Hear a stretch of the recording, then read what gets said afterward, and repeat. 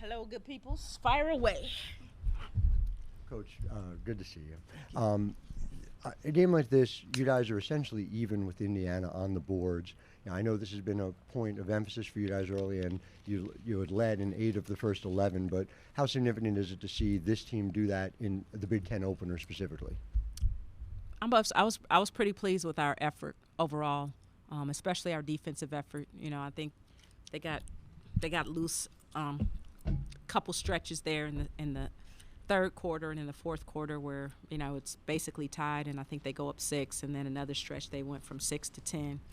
And those two stretches, obviously were the difference in the game. But overall, I thought we made them take a lot of tough shots, and they made a lot of tough shots. McKenzie Holmes is, she's leading the nation in field goal percentage for a reason. That chick does not miss. I mean, she this way, that way. I mean, she's incredible. She's, an outstanding player, an outstanding post player. But I thought that we tried to make her take tough shots. We tried to make all of them take tough shots, and the fact that they only finished with 3 threes, I think is a testament to, us being locked in and defending the 3-point line. And I think against Indiana, if you can defend the 3-point line a little bit, you've got a shot, and we did that. What did you see as falling short? What do you think kept you guys from coming away with the win here today? Well, I think we needed, obviously we needed a few more points. Lisa and Jill, our freshmen, they have been better offensively, and tonight, they weren't able to contribute on the offensive end from a point standpoint, and not having Maya Petticord. So, we were a little shorthanded, and I think that showed up for us on the offensive end, not getting as many points as we want to, as we're capable of getting.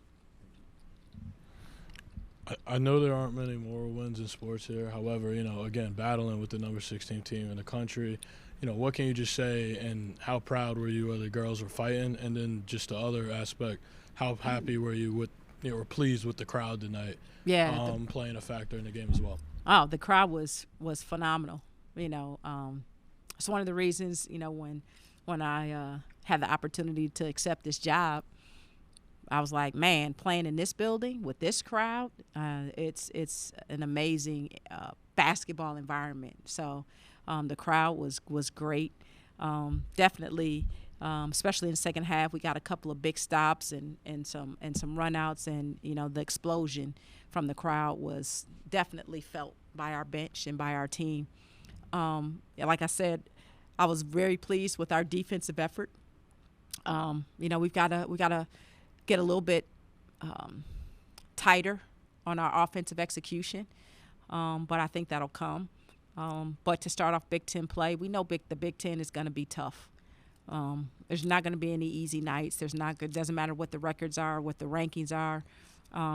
It's going to be a battle, and I think our team they're mentally and emotionally they're ready for the Big Ten battles that are to come. And I think you saw that tonight, that we came and we gave everything we have, and although we fell a little short, some things we can work on, but we'll get after it. I thought we did a good job of taking care of the ball today, especially in the second half. I think we only had 3 turnovers the second half.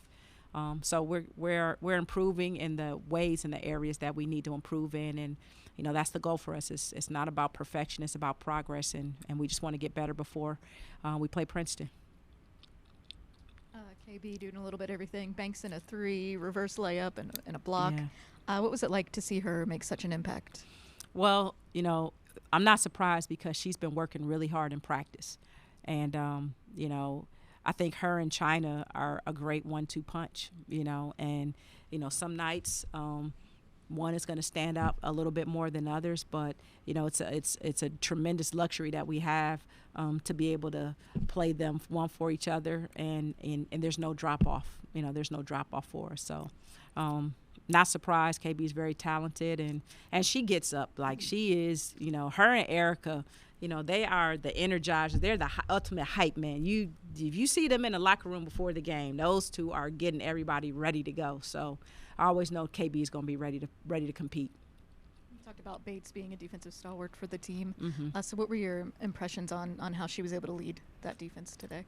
Well, I didn't take her out the game because of that, because of what she does, and it's not just what she does for herself in terms of guarding her man, but she's the voice on the defensive end. She's communicating. She's getting people matched up. She's helps. She's making plays. She's just she keeps everybody together. She's kind of the glue on the defensive end.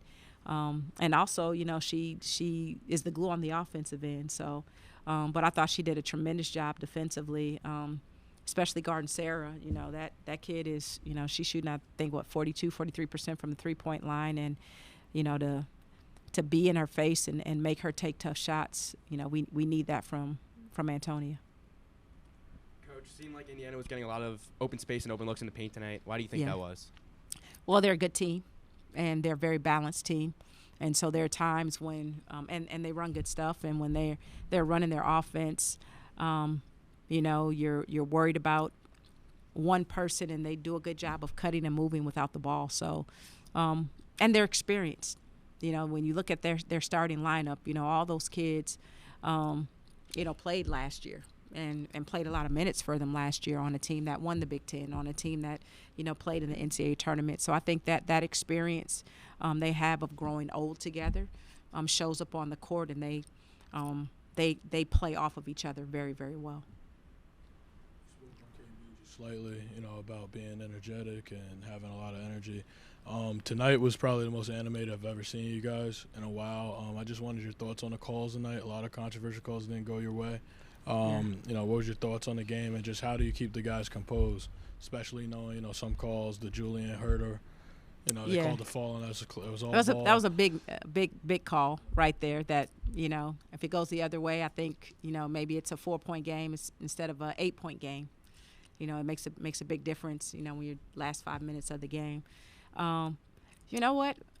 I don't mind the emotion. I mean, this is a passionate game.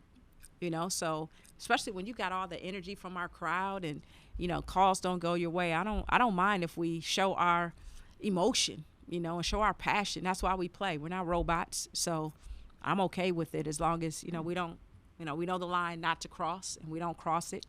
But we're going to play with emotion. We're going to play with passion. We're going to play with energy because we love what we do. Obviously, with the team playing as many young players as you have, one of the last things, that's going to come along is consistency. Consistency in terms of play, consistency especially sticking to the scheme. So with that in mind, it seemed like you guys had a lot of, really good defensive possessions. There were a few in the fourth quarter, forced some shot clock violations, had some great X-outs. Just what are you seeing in terms of that growth, especially from where you were, the last couple times you played here? Yeah, I've seen tremendous growth on our defensive chemistry, and it has a lot to do with first